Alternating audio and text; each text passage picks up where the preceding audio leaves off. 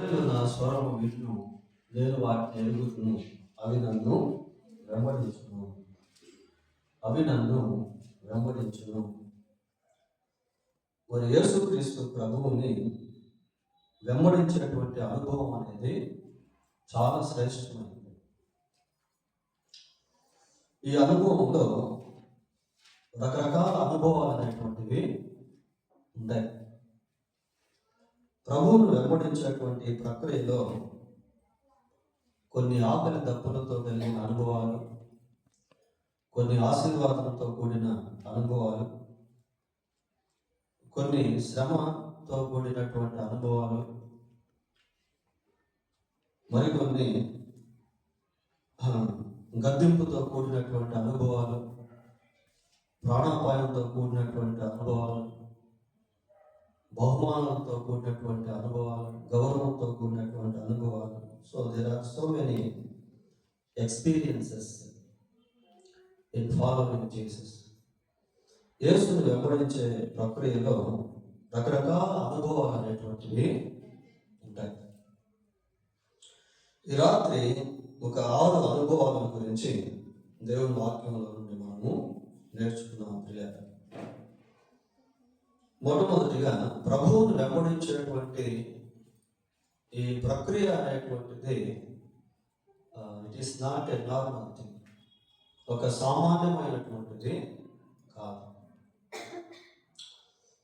ఇందాక చెప్పినటువంటి విధంగా వివిధ రకాల అనుభవాల నుండి ఇది కొనసాగించబడుతుంది. మొదటిది ఆకలి దప్పులతో కూడిన అనుభవం. ఆకలి దప్పులతో కూడిన అనుభవం. లూకాసు సువార్త 6వ అధ్యాయము, లూకాసు సువార్త 6వ అధ్యాయము మొదటి 3 వచనాలు చూడండి.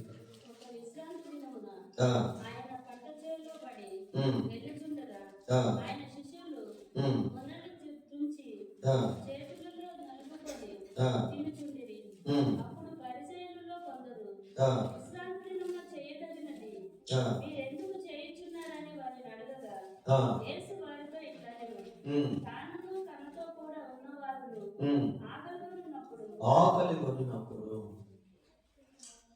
ఇక్కడ యేసుక్రీస్తు ప్రభు తన శిష్యులతో కలిసి పంట చేలలో పడి వెళ్తా ఉన్నాడు. ఆ వెళ్తున్నటువంటి సమయంలో శిష్యులు ఏం చేశారంటే వెన్నులు తుడిచి వాటిని తినసాగారు. ఆ సందర్భంలో ప్రభువు దావీదును గురించి జ్ఞాపకం చేస్తూ అతడు ఆకలి కొని అని చెప్తా ఉన్నాడు. యేసు ప్రభు యొక్క శిష్యులను గురించి మనం కొంచెం దీర్ఘంగా ఆలోచన చేసినప్పుడు ప్రభువును వెంబడించినటువంటి వారి జీవితంలో ఈ ఆకలి దప్పులు అనేటువంటివి భౌతిక సంబంధమైనవి కలిగి ఉన్నాయి. మనం 5 రొట్టెలు 2 చేపల గురించి బైబిల్లో చూస్తాం. మత్తయి సువార్త 14వ అధ్యాయము 15వ వచనం ఒకసారి చదవండి. 14వ అధ్యాయము 15.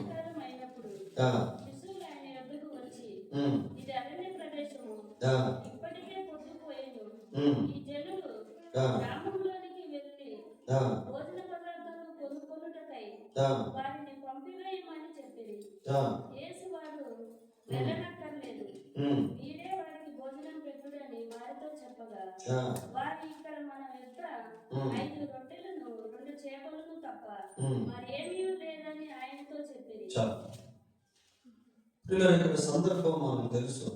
ఈ సందర్భంలో కూడా శిష్యుల దగ్గర ఆహారం అనేటువంటిది ఏది కూడా లేదు. అంటే కొంచెం మనం ఇన్సైట్స్ ఆలోచన చేసినట్లయితే ప్రభు యొక్క శిష్యులు కూడా ఆకలి దప్పులతో కూడిన అనుభవాలను కలిగి ఉన్నారు.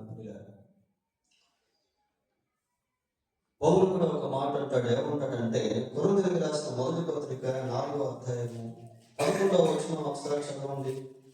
4వ అధ్యాయము 11వ వచనం. ఈ గడియ వరకు ఆకలి దప్పులు గల వారు, కొన్ని ఫిజికల్ గా భౌతికంగా కూడా కొన్నిసార్లు ప్రభువును వెంబడించేటువంటి ఈ ప్రక్రియ ఎలాంటిది అంటే భౌతిక సంబంధమైనటువంటి లేమిని కూడా కొన్నిసార్లు అనుభవించాల్సి వస్తుంది. అనుభవించాల్సి వస్తుంది పిల్లలు. దీన్ని ఏమంటాము అని అంటే ఐశ్వర్యంతో కూడిన పేదరికం. అలాగే దేవుడు ఏది తక్కువ చేయడం, ఏ పూటకు ఆ పూట కావలసినటువంటి దాన్ని ప్రభువు సమకూరుస్తాడు. కొన్నిసార్లు ఇది ఎలా ఉంటుంది అంటే, ఫర్ ఎగ్జాంపుల్ ఏలియా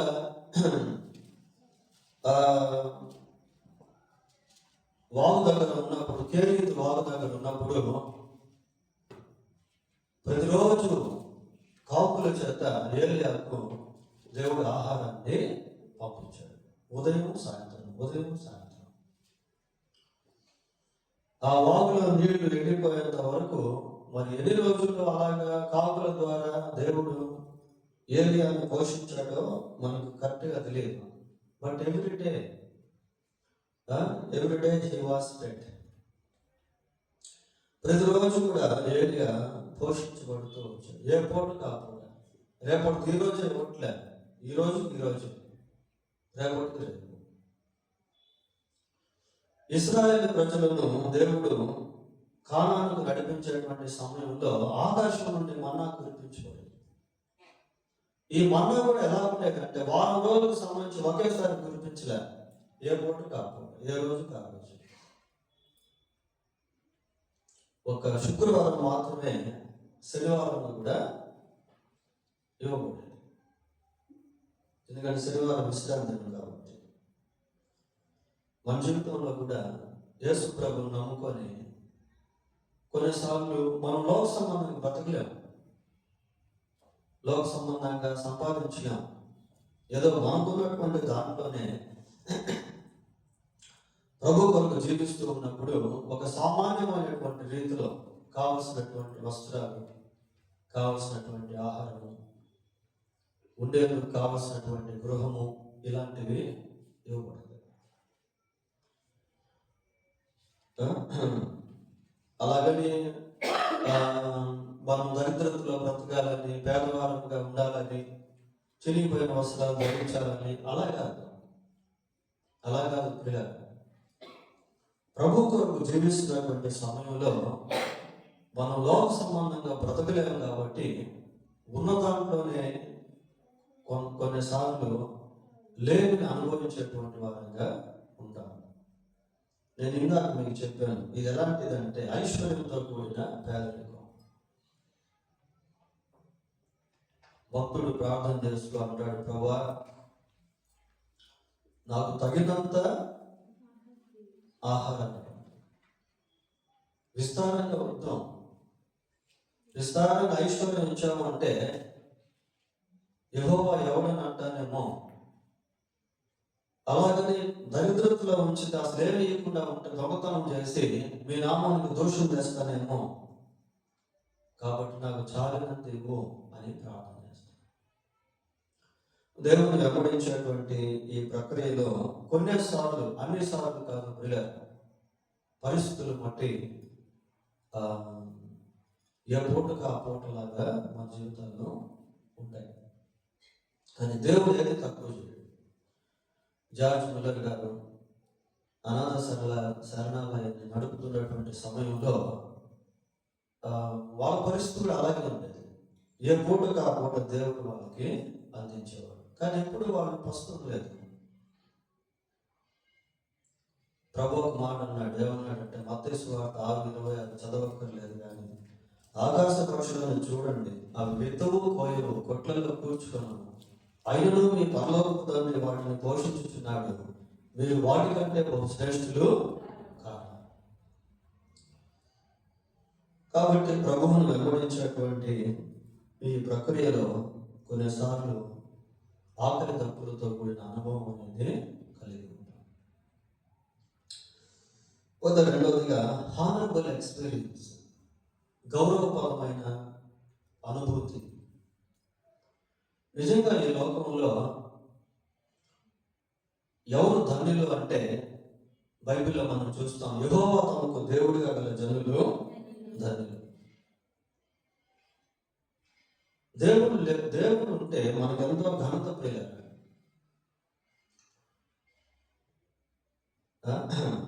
ఏమీ లేకపోయినా యథార్థంగా బ్రతికితే, నీతిగా బ్రతికితే, నిజాయితీతో బ్రతికితే, న్యాయంగా బ్రతికితే అదే ఘనత. అదే ఘనత. ప్రభువును బట్టి మనకు ఘనత అనేటువంటిది కలుగుతుంది. మత్తయి సువార్త 5వ అధ్యాయం మొదటి వచనం ఒకసారి చూడండి. ఆయన ఆ జన సమూహములను చూచి కొండ ఎక్కి కూర్చుండగా ఆయన శిష్యులు ఆయన ఎదురుకు వచ్చి, అప్పుడు ఆయన నోరు తెరిచి ఇలాగ బోధింపసాగాడు. ఈ ఒక్క వచనాన్ని మనం గమనించినప్పుడు యేసుక్రీస్తు ప్రభువు కొండ మీద కూర్చున్నాడు. బహుజన సమూహం ఆయన దగ్గరికి వచ్చారు. వచ్చినప్పుడు వెంటనే ప్రభు వారికి బోధ చేయలేదు. శిష్యులు వచ్చేంత వరకు చేయలేదు. ప్రభు యొక్క శిష్యులు ఎప్పుడైతే ఆయన దగ్గరికి వచ్చారో అప్పుడు ఆయన బోధను ప్రారంభించారు.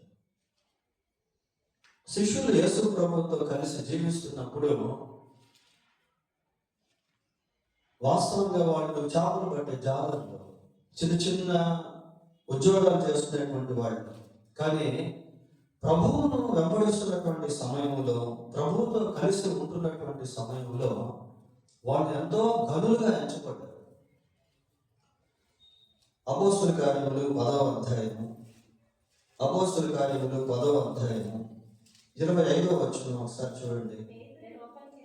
పేతురు లోపలికి రాగా కొర్నేలి అతన్ని ఎదుర్కొని అతని పాదముల మీద పడి నమస్కారం చేశాడు.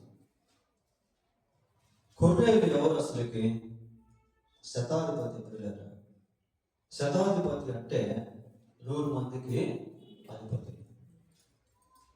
అంత స్థాయిలో ఉన్నటువంటి వ్యక్తి పేతురు ఎదుట సాగిల పట్టడం, నమస్కారం చేయడం అనేటువంటిది చిన్న విషయం కాదు. ఎందుకు సాగిల పడ్డాడు, ఎందుకు నమస్కరించాడు అంటే బికాస్ ఆఫ్ గాడ్, దేవుని బట్టి. దేవుని బట్టి పేతురుకు అటువంటి ఘనత కలిగింది. ప్రియుల, మన జీవితంలో కూడా దేవుని బట్టి మనకు ఎంతో గౌరవం, ఎంతో ఘనత. బాప్తిస్మం ఇచ్చే యోహానుకి ఏమున్నాయి చెప్పండి? అతను సాధారణమైనటువంటి వస్త్రాలు ధరించేవాడు, సామాన్యమైనటువంటి ఆహారాన్ని భుజించేవాడు, కానీ సమాజంలో చాలా ఘనత కలిగినటువంటి వ్యక్తి. కారణం ఏంటి అంటే అతనికి ఉన్నటువంటి గుణశీలం అలాంటిది. అతడు దేవునికి సంబంధించినటువంటి వాడు, ప్రభువును వెంబడించినటువంటి వాడు, ప్రభువుకు సాక్షిగా నిలబడినటువంటి వాడు. పిల్లల, మన జీవితంలో కూడా దేవుడు ఉంటేనే మనకు గౌరవం. చూడండి, చాలా మంది పోలీస్ స్టేషన్స్ లో ఉంటారు. వాళ్ళు కూడా లోకపరంగా గొప్పవాళ్ళే, కానీ నేరస్తులు. దేవుడు నమ్మిన వ్యక్తి నేరం చేయడు, పోలీస్ స్టేషన్స్ లో ఉండాల్సిన పని లేదు. అదే మన ఘనత, అదే మన గౌరవం. ప్రియులారా, ఎంతో మంది లంచాలు తీసుకుని పట్టబడి, దొంగతనాలు చేసి పట్టబడి, వ్యభిచారం చేసి పట్టబడి, నరహత్యలు చేసి పట్టబడి, లోకంలో ఎంతో మంది ఆ స్థితిలో ఉన్నారు. అది ఘనత కాదు, అది అవమానం. పాపము ప్రజలకు అవమానము తెచ్చును అనే వాక్యం ఉంది. దేవుడు ఉంటే మనకెంతో ఘనత ప్రియులారు, మనకెంతో గౌరవం. మన గుణశీలంలో మార్పు ఉంటుంది. దేవుని వెంబడించేటువంటి ఆ ప్రక్రియలో మనుషులు మనల్ని పైరూపాన్ని కాకుండా దేవుని బట్టి గౌరవించేవారుగా ఉంటారు. ఇది కూడా చాలా శ్రేష్టమైనటువంటిది. షార్ట్గా మనం ధ్యానం చేస్తా ఉన్నాం. కొన్ని రిఫరెన్స్లు ఎన్నో వీటికి సంబంధించినవి కూడా ఉన్నాయి. తర్వాత మూడవదిగా, ప్రభువును వెంబడించేటువంటి ఈ ప్రక్రియలో కొన్నిసార్లు శ్రమలు, కష్టాలు, బాధలు, ఎదురవుతా ఉంటాయి పిల్లలు. Christian life is not a bed of roses అని అంటారు. క్రైస్తవ జీవితం ఒక పూల పాన్పు లాంటిది కాదు పిల్లలు. ప్రభువును బట్టి శ్రమ. మిమ్మల్ని ద్వేషించేవాడు మీకంటే ముందు నన్ను ద్వేషించును. లోకములో మీకు శ్రమ కలుగును, అయినను ధైర్యం తెచ్చుకోండి, నేను లోకమును జయించాను. ప్రభువును బట్టి శ్రమలు ప్రియారు.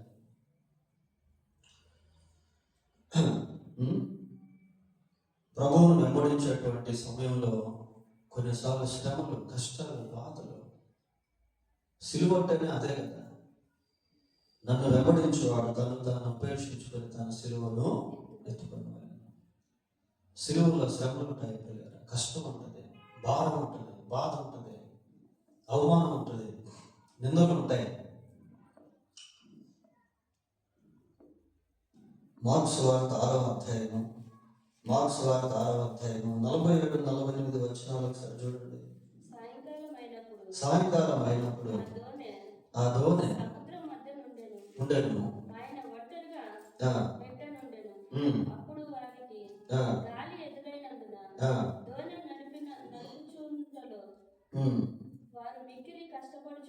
వారు మిక్కిలి కష్టపడుచుండగా ఆయన చూచి. వారు మిక్కిలి కష్టపడుచుండగా. శిష్యులు ప్రభువును వెంబడించక ముందు ఎంతో ప్రశాంతత కలిగి ఉండొచ్చు. అంటే జనరల్గా, అంటే మామూలు సెక్యులర్గా ఆలోచన చేస్తే, ప్రభువును వెంబడించేటువంటి సమయంలో ఉద్యోగాలు విడిచిపెట్టారు, బంధువులు విడిచిపెట్టారు, స్నేహితులు విడిచిపెట్టారు, వారి ఉద్దేశాలను, వారి తలంపులను, వారి కోరికలు విడిచిపెట్టారు. వారికంటూ కొన్ని ఫ్యూచర్ గోల్స్ ఉంటాయి కదా, అవి కూడా విడిచిపెట్టారు, ప్రభువును వెంబడిస్తా ఉన్నారు. ఆ సముద్రంలో వాళ్ళు మిక్కిలి కష్టపడుతున్నారట పిల్లలు, శ్రమ అనుభవిస్తూ ఉన్నారు. ఎందుకు అంటే ప్రభువే వారిని వెళ్ళమని ఆజ్ఞాపించాడు. ఆ పైభాగంలో మనం చదివితే అందుకే వాళ్ళు వెళ్ళారు కాబట్టి శ్రమ అనుభవిస్తూ ఉన్నారు, కష్టాన్ని అనుభవిస్తూ ఉన్నారు. మరి పౌలు శిలను తీసుకెళ్లి చెరసాలలో పడేశారు. వాళ్ళు నేరస్తులు కాదు పిల్లలు. వాళ్ళు చెరసాలలో పడవేయబడే బెత్తాలతో కొట్టబడే నేరం ఏమి చేయలేదు. వాళ్ళు ఏం చేశారు? దయ్యాన్ని వెళ్ళగొట్టారు, అంతే. దయ్యాన్ని వెళ్ళగొట్టడం మంచి పనే కదా, కానీ సమాజానికి అది చెడ్డపురంలాగా ఎంచబడింది. ఎందుకు అంటే అదే పౌలు స్త్రీలలో మాంత్రికులై దయ్యాన్ని వెళ్ళగొట్టుంటే సమాజం వాళ్ళని ద్వేషించేది కాదు. వాళ్ళు యేసు ప్రభు నామంలో దయ్యాన్ని వెళ్ళగొట్టారు, అందుకే ద్వేషించబడ్డారు.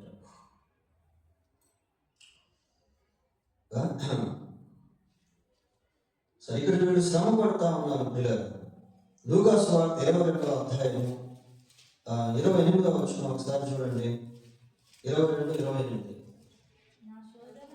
నా శోధనలో నాతో కూడా నిలిచి ఉన్నవారు మీరే. ఆ శోధన అన్న దగ్గర ఫుట్నోట్స్ దేవని రాస్తున్నారు, శ్రమలలో. నా శ్రమలలో నాతో కూడా నిలిచి ఉన్నవారు మీరే. Jesus recognizes their troubles. Why they had to face the troubles. వారు ఎందుకు శ్రమలు ఎదుర్కోవాల్సి వచ్చింది? ఆ శ్రమలను యేసు ప్రభు గుర్తిస్తా ఉన్నాడు. నా శ్రమలలో నాతో కూడా నిలుచున్న వారు వీరే అంటున్నాడు. క్రీస్తు ప్రభువును బట్టి శ్రమ, క్రీస్తు ప్రభువును బట్టి అవమానపరచబడ్డం. అపోస్తలుల కార్యం 8వ అధ్యాయం 1వ వచనం చూడండి. 8వ అధ్యాయం 1వ వచనం. ఆ కాలమందు యెరూషలేములోని సంఘమునకు గొప్ప హింస కలిగినందున. ఆ కాలంలో యెరూషలేములోని సంఘమునకు గొప్ప హింస కలిగినందున అపోస్తలులు తప్ప అందరూ యూదయ సమరయ దేశముల యందు చెదిరిపోయింది, స్కాటర్ అయిపోయారు. సంఘానికి గొప్ప హింస కలిగింది ప్రియులారా. ఎందుకు వారికి అంత గొప్ప హింస అంటే, యేసు ప్రభువుని బట్టి,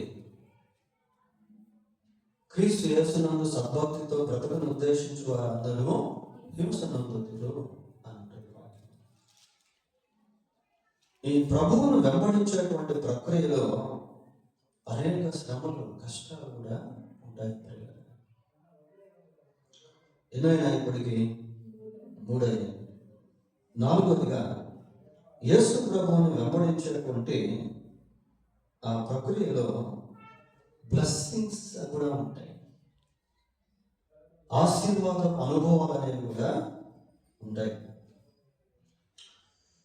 బ్లెస్సింగ్ ఎక్స్పీరియన్సెస్. ఈ బ్లెస్సింగ్స్ కూడా ఎలా ఉంటాయి అంటే, భౌతికంగా ఉంటాయి, ఆత్మీయంగా కూడా ఉంటాయి. దేవుని ఆశీర్వాదాలు చాలా అద్భుతమైనటువంటి పిల్లలు. చూడు ఒకసారి లూకాసు వార్త 5వ అధ్యాయము 5-6 వచనాలు చదువుకుందాం. లూకాసు వార్త 5వ అధ్యాయము 5-6 వచనాలు.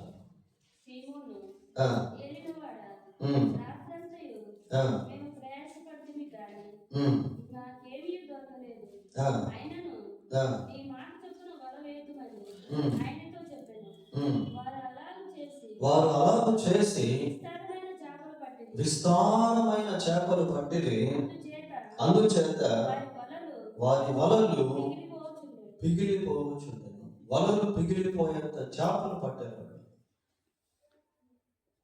విస్తారమైనటువంటి చేపలు దొరికే వారికి. ఇది భౌతిక సంబంధమైనటువంటి బ్లెస్సింగ్ ప్రియులారా, భౌతిక సంబంధమైనటువంటి ఆశీర్వాదం. ప్రభువును వెంబడించేటువంటి ప్రక్రియలో ఆశీర్వాదం కూడా ఉంది. భౌతిక సంబంధమైనటువంటి ఆశీర్వాదాలు కూడా ఉంటాయి పిల్లలు.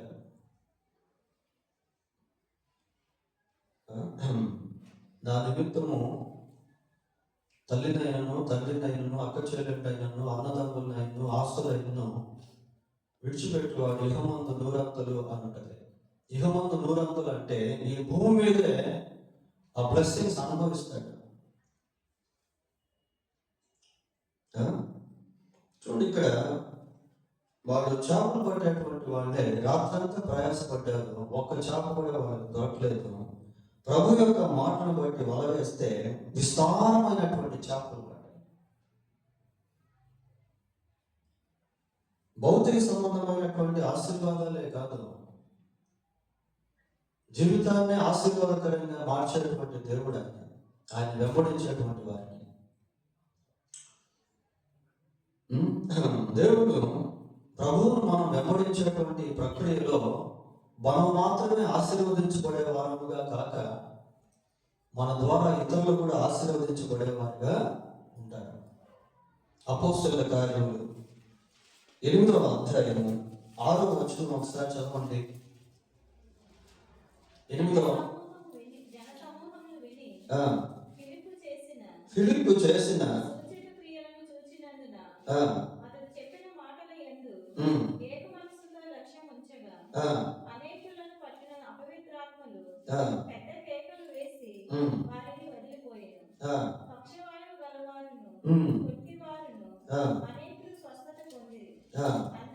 అందుకు ఆ పట్టణములో మిగుల సంతోషము కలిగను.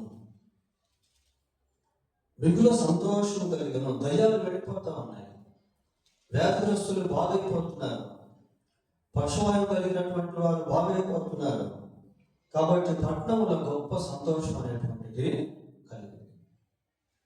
When God uses us, దేవుడు మనల్ని వాడుకున్నప్పుడు అనేక మంది ఆశీర్వదించబడతారు. మనం దేవుని వెంబడించేటువంటి సమయంలో మన ద్వారా దేవుడు అనేక మందిని ఆశీర్వదిస్తాడు. పిల్లలు, సంఘం లోకానికి వెలుగుగాను ఉప్పుగాను దేవుడు చేశాడు. ఇందాక పాట పాడాడు, విన్నాం కదా, లెమ్ము తేజరిల్లుము అనేటువంటి పాట. చూడుము భూమిని చీకటి కమ్ముచున్నది అని ఉంటుంది. ఈ చీకటి లోకానికి మనమే వెలుగు పిల్లలు. మీరు జీవవాక్యమును చేత పట్టుకొని లోకమందు జ్యోతుల వలె కనబడుచున్నారు అని ఉంటుంది వాక్యం.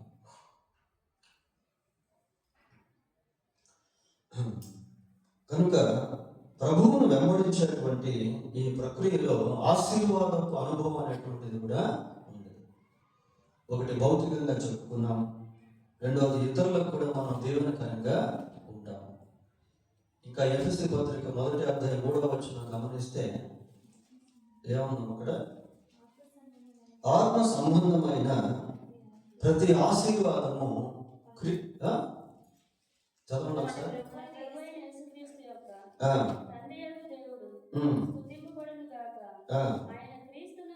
ఆయన క్రీస్తునందు పరలోక విషయములలో ఆత్మ సంబంధమైన ప్రతి ఆశీర్వాదమును మనకు అని చూసారు. అది ఇంపార్టెంట్, అందరికి కాదు. మనకు అంటే క్రీస్తునందు విశ్వాసం వచ్చిన వాడు, క్రీస్తుని వెంబడించేటువంటి వాడు, స్పిరిచువల్ బ్లెస్సింగ్స్ ప్రేయర్. పేతురు ఒకసారి ప్రభుతో మాట్లాడాడు.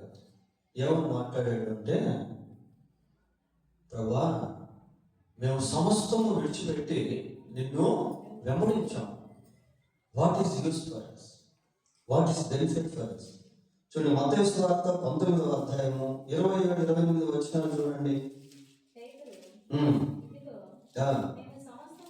మేము సమస్తమును విడిచిపెట్టి నిన్ను వెంబడించితిమి కనుక మాకేమి దొరుకునని ఆయన అడుగగా యేసు వారితో ఇట్లా, నేను ప్రపంచ పునర్జననమందు మనుష్య కుమారుడు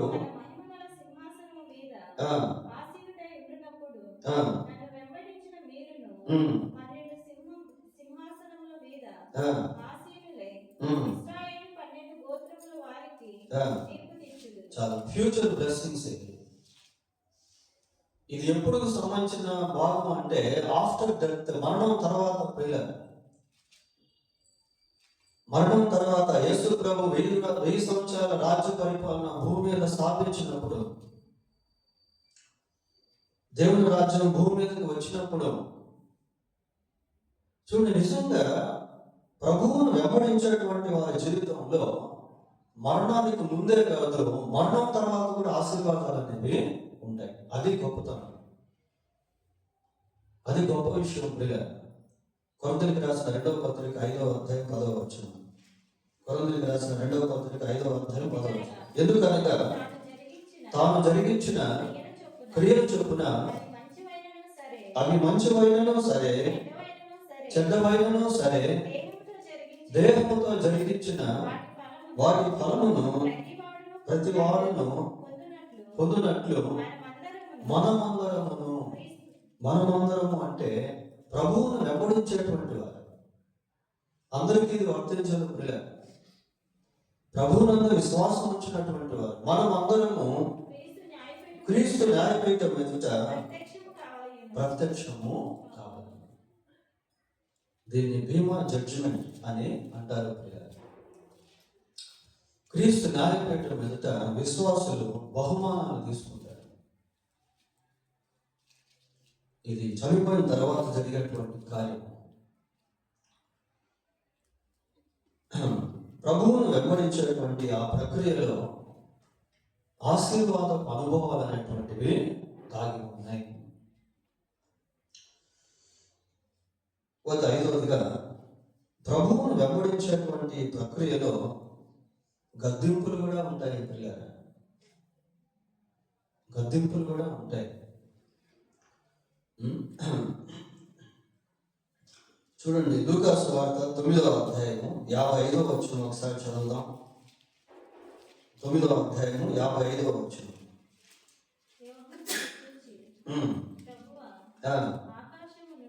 ఆ, అగ్ని దిగి ఆ, వీరిని నాశనం చేయనట్లు ఆ, మేము ఆజ్ఞాపించడం నీకు ఇష్టమా అని అడగగా ఆ. ఆయన వారి తట్టు తిరిగి ఆయన వారి తట్టు తిరిగి వారిని గద్దించెను. వారిని గద్దించను. ఇంకో కోణంలో మనం ఆలోచిస్తే ఆ, వాళ్ళ మాటలు కొంచెం ప్రభువును ప్రేమించినట్టుగానే ఉంటాయి. కానీ ప్రభువు అక్కడ వారిని గద్దించాడు పిల్లలు. అక్కడ వారిని గద్దించాడు. ఎవరిని గద్దించాడు అక్కడ? యాకోబు యోహాన్ని గద్దించాడు. అసలు యోహాను మామూలుగా ఎలాంటి వాడు? యేసు ప్రేమించిన శిష్యుడు, యేసు రొమ్మున ఆనుకున్న శిష్యుడు.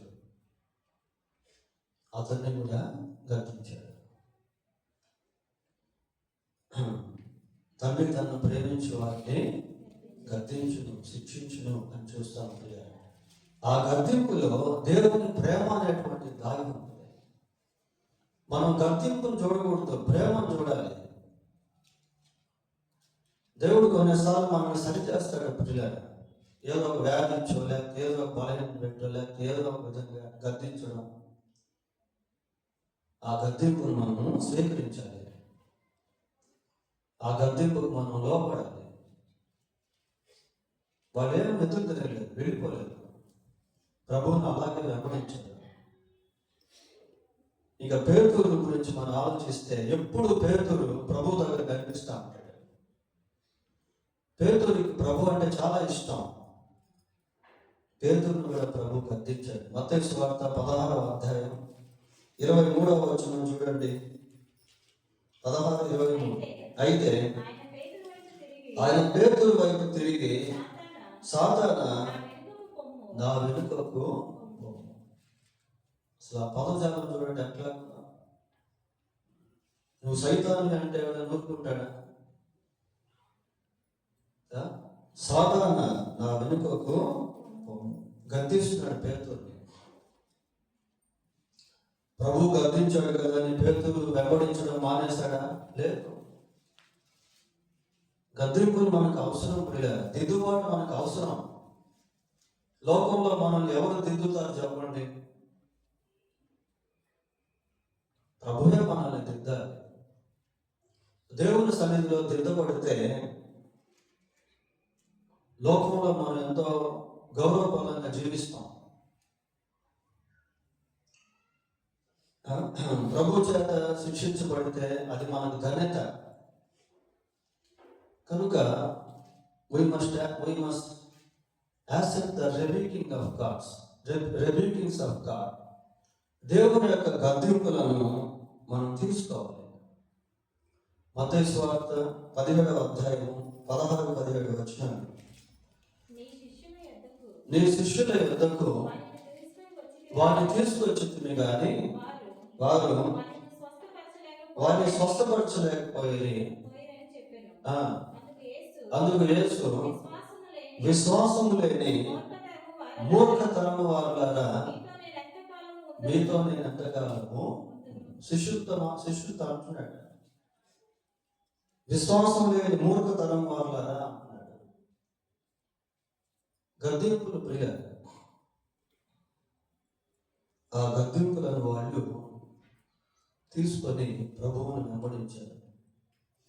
ఆ గద్దింపులు తీసుకోబట్టే ఆ తర్వాత వాళ్ళు అద్భుతమైన జీవితాన్ని జీవించారు.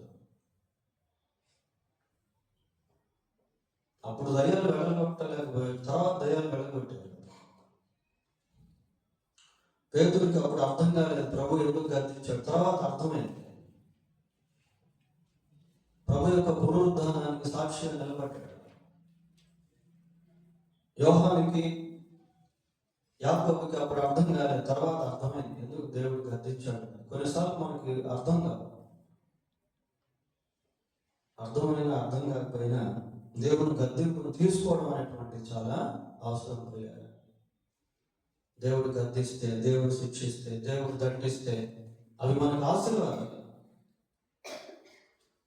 తమ దృష్టికి తాము శుద్ధులై తమ మాలిన్యం నుండి కడగబడని తరము కలదు. తమ దృష్టికి తాము శుద్ధులు. కొన్నిసార్లు దేవుడు మనతో మాట్లాడతాడు, కానీ అది మనం ఏమనుకుంటాం, ఇది నాకు కాదులే అనుకుంటాం. పాస్టర్ గారు నా గురించి కావాలని చెప్తున్నారు అనుకుంటాం. కాదు కాదు ప్రియులారా, దేవుడు నీతో స్వయంగా మాట్లాడితే నీవు దాన్ని తీసుకోవాలి. దేవుడిని మనల్ని గద్దిస్తే దాన్ని మనం తీసుకోవాలి. కనుక ప్రభువును వెంబడించేటువంటి ప్రక్రియలో గద్దింపు అనుభవాలు కూడా ఉంటాయి. పోతే చివరిగా ప్రభువును వెంబడించేటువంటి ఈ ప్రక్రియలో ప్రాణాపాయాలు కూడా ఉంటాయి. ప్రాణాపాయ అనుభవాలు అనేటువంటివి కూడా ఉంటాయి. చూడండి, యోహాను సువార్త 20వ అధ్యాయము 19వ వచనం చదువుకుందాం. ఆదివారం సాయంకాలమున శిష్యులు యూదులకు భయపడి యూదులకు భయపడతా ఉన్నారు. ఎందుకు అంటే తాము వెంబడించినటువంటి ప్రభువు చంపబడ్డాడు. ఇప్పుడు వీళ్ళకు కూడా ఏదైనా అవుతుందేమో ఒక విధమైన భయము వాళ్ళని ఆవరించింది. భయపడుతూ ఉన్నారు శిష్యులు. ప్రభువును ఆ గెత్సేమనే తోటలో బంధించేటువంటి సమయంలో శిష్యులు అందరూ కూడా పారిపోయారు. ఇక్కడ భయపడుతూ ఉన్నారు. అపోస్తలుల కార్యములు 12వ అధ్యాయము 1వ వచనం చూడండి. దాదాపు అదే కాలమందు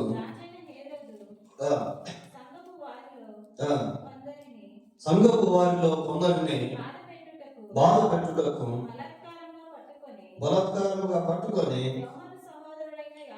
యోహాను సహోదరుడైన యాకోబును ఖడ్గముతో చంపించారు. యాకోబు చంపబడ్డాడు. He became a battle for sake of God's kingdom. దేవుని రాజ్యం నిమిత్తం యాకోబు హతసాక్షిగా మారాడు. కొరింథీయులకు రాసిన 2వ పత్రిక 1వ అధ్యాయము 8వ వచనం చూద్దాం.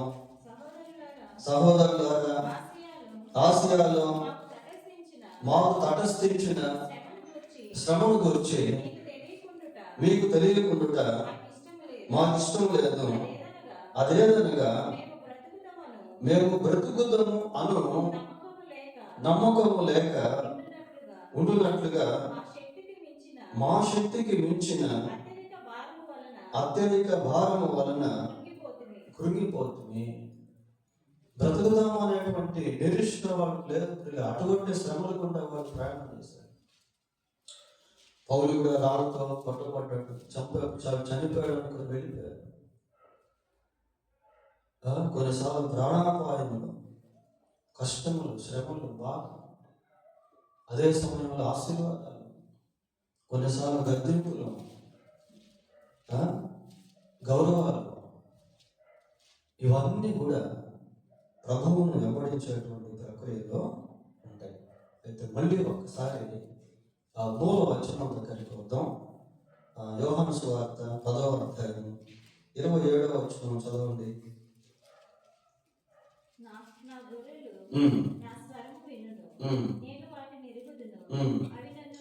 అవి నన్ను వెంబడించును. నన్ను వెంబడించును అని అంటే ఆ వెంబడించేటువంటి ప్రక్రియలో మనకు ముందు ఎవరుంటారు? ప్రభువు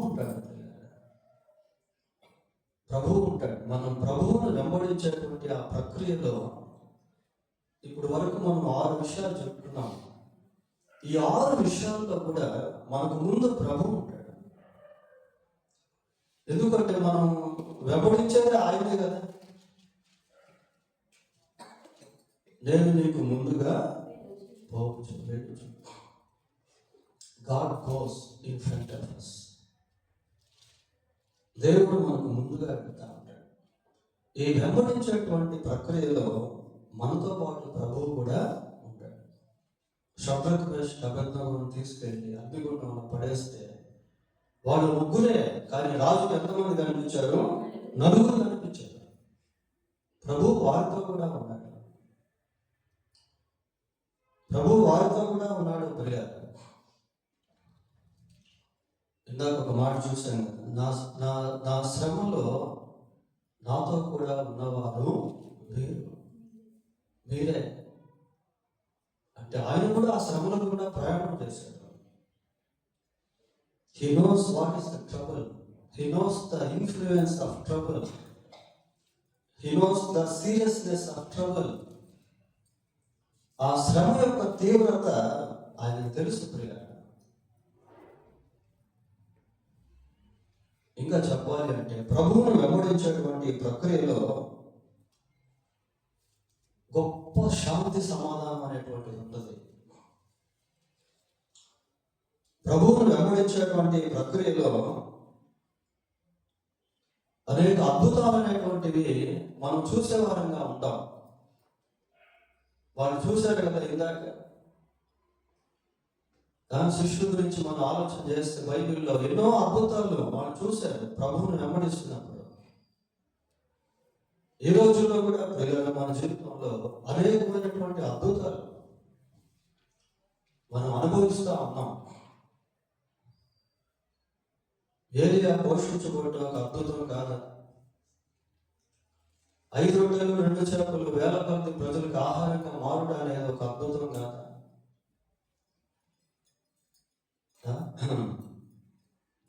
బైబిల్ ఒక మాట ఉంటుంది, ఏముంటుందంటే జలముల్లో పడి నేను వెళ్ళినప్పుడు అవి నన్ను దాటిపోవు. అగ్ని జ్వాలల్లో పడి నేను వెళ్ళినప్పుడు అవి నన్ను కాల్చజాలవు అనిపిస్తుంది.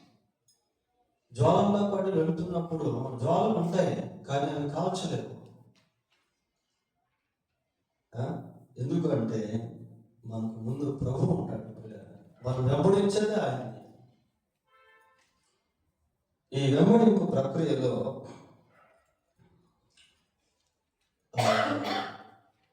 శ్రేష్టమైనటువంటి దేవుని వాక్య సంపద అనేది మనకు అందించబడుతుంది.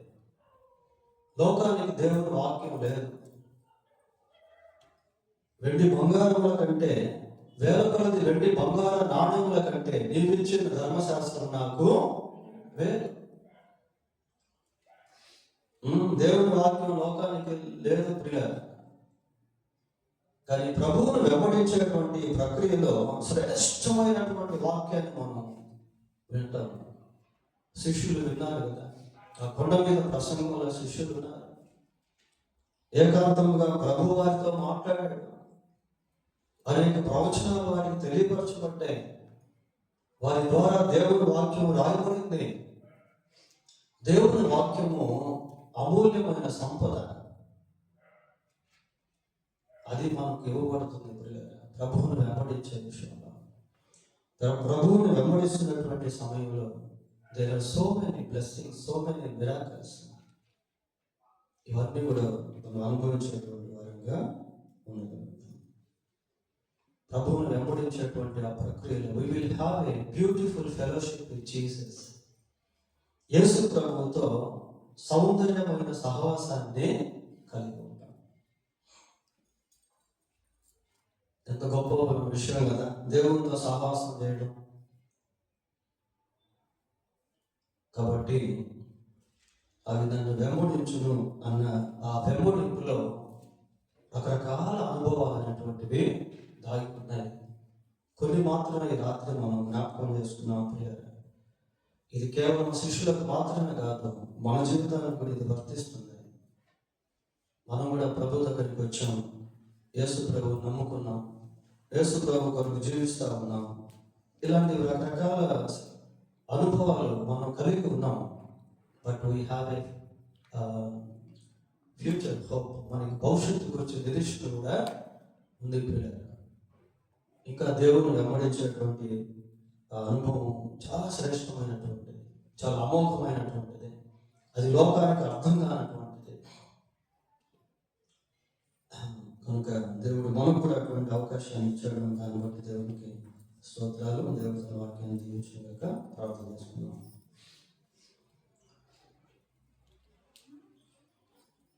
కనికరమైన మా తండ్రి, పరిశుద్ధుడైన మా దేవా, మీ పాదములకు వందనాలు స్తోత్రాలు చెల్లిస్తూ ఉన్నాం. మిమ్మల్ని వెంబడించుటలో మీతో మేము, మాతో మీరు ఉంటారు. అందుని బట్టి మీకు స్తోత్రాలు. మీరు సజీవుడు అయిన దేవుడు కనుకనే మమ్మల్ని గద్దిస్తారు, మమ్మల్ని దిద్దుతారు, మమ్మల్ని దండిస్తారు, మమ్మల్ని శిక్షిస్తారు. అదే సమయంలో గాయాన్ని కూడా కడతారు. ఎంత ప్రేమ కలిగినటువంటి దేవుడు, అందుని బట్టి మీకు స్తోత్రాలు చెల్లిస్తున్నాం. మమ్మల్ని దీవించేటువంటి దేవుడు, మమ్మల్ని ఆదరించేటువంటి దేవుడు, మాతో కూడా ఉన్నటువంటి వాడు, మాతో మీ యొక్క ఉద్దేశములను పంచుకునేటువంటి వాడు, అందుని బట్టి మీకు స్తోత్రాలు. మా కొరకు స్థలాన్ని సిద్ధపరుస్తున్నటువంటి వాడు, మీరు ఉండేటువంటి ఆ శ్రేష్టమైనటువంటి మనోహరమైనటువంటి స్థలంలోనికి మమ్మల్ని కూడా మీరు తీసుకెళ్ళిపోతున్నారు. అందుని బట్టి మీకు స్తోత్రాలు. మీ అందు మాకు ఇచ్చిన గొప్ప నిరీక్షణను బట్టి మీకు స్తోత్రాలు. ఏది కూడా తక్కువ కాకుండా మీరు మాకు ఇస్తున్న పోషణను బట్టి మీకు స్తోత్రాలు చెల్లిస్తుంది. మీ అందు మాకున్నటువంటి విస్తారమైన ధన్యతలను బట్టి, దీవెనలను బట్టి మీకు స్తోత్రాలు చెల్లిస్తున్నాం. మీ అందు మాకున్నటువంటి గొప్ప సమాధానాన్ని బట్టి, నిరీక్షణను బట్టి మీకు స్తోత్రాలు చెల్లిస్తున్నాం. మీ అమూల్యమైన వాక్యాన్ని మీరు మాకు ఇచ్చినందుకై మీకు స్తోత్రాలు చెల్లిస్తున్నాం. మిమ్మల్ని వెంబడించే ఆ గొప్ప భాగ్యాన్ని మీరు మాకు ఇచ్చినందుకై మీకు స్తోత్రాలు. హనోకు దేవునితో కూడా నడిచును అన్న ఆ మాటలు మా జీవితంలో కూడా మీరు దయచేసినందుకై మీకు స్తోత్రాలు చెల్లిస్తున్నాం. ఉదయం లేసి రాత్రి వరకు మిమ్మల్ని గురించిన ఆలోచన, మిమ్మల్ని గురించినటువంటి తలంపులు, మీ వాక్యాన్ని చదువుకునేటువంటి కృప, సంఘంలో మిమ్మల్ని ఆరాధించేటువంటి ధన్యత, ఇవన్నీ కూడా మీరు మాకు ఇచ్చారు. అందుని బట్టి మీకు స్తోత్రాలు చెల్లిస్తున్నాం. ప్రభు ఆయన ప్రతిరోజు కూడా మీరు మాతో ఉన్నందుకై మీకు స్తోత్రాలు చెల్లిస్తున్నాం. మీతో ఉండే కృప మీరు ఇచ్చినందుకై మీకు స్తోత్రాలు చెల్లిస్తున్నాం. ఈ వాక్య ధ్యానం మాకందరికీ దీవెనకరంగా చేయమని వేడుకుంటున్నాం. మా రక్షకుడైన ఆ యొక్క లోకంలో ఎంతో మంది మిమ్మల్ని వెంబడించే వారిగా లేరు నాయన. ప్రభా మీరు ఇచ్చేటువంటి ఆ పాప క్షమాపణ నిత్య జీవాన్ని పొందుకున్నటువంటి వారిగా లేరు. అటు వారిని కూడా మీరు దర్శించి రక్షించి ప్రభా మహిమ పొందమని మా రక్షకుడైన యేసుక్రీస్తు పరిశుద్ధమైన నామములో ప్రార్థన చేస్తున్నాము తండ్రి. ఆమేన్.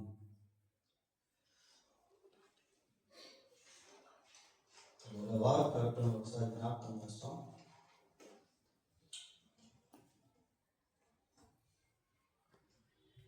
సోమవారం, మంగళవారం, గురువారం, శుక్రవారం